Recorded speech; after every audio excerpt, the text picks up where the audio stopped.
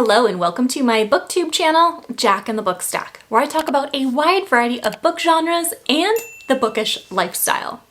In today's video, I am staying true to what I said my 2024 goals were. In part, that was to try and read book series as close together as possible, like the books within a series. So in this video, I am going to read the entirety of the Drowning Empire Trilogy.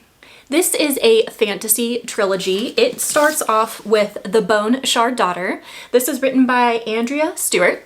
And what originally appealed to me of this trilogy was the magic system. It makes the books seem like they're almost horror fantasy because this is about a kingdom that is powered by bone shard magic, which means all the subjects of the kingdom have to volunteer to give up a shard of their bone. So it's chiseled out from behind their ear, and these bone shards are used to power the kingdom. And that made it seem like we have a good horror system going on here because the people who donate their bones are never the same, and there's some unintentional consequences or side effects to this magic. So that had me really intrigued. And I was going into this trilogy prepared for an amnesia trope, which is not something that I typically gravitate towards, but I knew there was going to be something of that element in there, so I was prepared. But here's what we're going to do in this video. Firstly, you're going to like and subscribe to the channel down below because you know you love reading vlogs and themed reads and all that kind of stuff, which is exactly what I do here on Jack and the Book Stack. But then I'm going to read the summary to you of what book one is about from the inside flap while I show you footage of me going through and reading it. I'm going to come back and do a little bit of a summary, spoiler-free, of book one. Then I'm going to go into reading book two, which is The Bone Shard Emperor, and then finally book three. And then I'll come back, give you high-level overview of my reaction to these. I won't tell you too much about the plot because I don't want to spoil anything for you. And you can't really talk about plots of books 2 and 3 without spoiling anything. So I'll just tell you my reaction to these and then my overall reaction to the trilogy. So without further ado, let's go ahead and dive into book one. The Sukai dynasty has ruled the Phoenix Empire for over a century, their mastery of bone shard magic powering the monstrous constructs that maintain law and order. But now the Emperor's rule is failing and revolution is sweeping across the Empire's many islands. Lin is the Emperor's daughter, but a mysterious illness has stolen her childhood memories and her status as heir to the Empire. Trapped in a palace of locked doors and old secrets, Lin vows to reclaim her birthright by mastering the forbidden art of bone shard magic. But the mysteries behind such power are dark and deep, and wielding her family's magic carries a great cost. When the revolution reaches the gates of the palace itself, Lin must decide how far she is willing to go to claim her throne and save her people. The Bone Shard Daughter, book one in the Drowning Empire. So in this one, we have a first-person narration, and we follow several different POVs. So primarily, the one that I was talking to you about in the summary is the POV of Lin. She is the Emperor's daughter, and she is the one that can't remember anything beyond 5 years ago. So she is completing a bunch of riddles and little missions and stuff for her father so that he will give her a key. And this key leads to different rooms in the castle that helps her get closer to learning bone shard magic. So she needs her memories back and she needs to learn bone shard magic so that she can truly be the heir and be the next emperor. However, it is kind of a race for time because she also has this foster brother who is also training with the emperor to become the heir. So there's a little bit of urgency here. The next POV that we read from is Jovis. He is a smuggler, and you know what's really funny is he reminds me of Flynn Rider from the Disney movie Rapunzel because he's like this smuggler with a sassy mouth that's always getting into trouble, but he kind of has a heart of gold. So his perspective was really fun and it really was reminiscent of Flynn Rider. And we learn, I think in like his first chapter or his first couple chapters where this trilogy gets its name, the Drowning Empire, because the empire is made up of a bunch of islands, and mysteriously he's on this island and it sinks into the ocean with everyone and everything on it.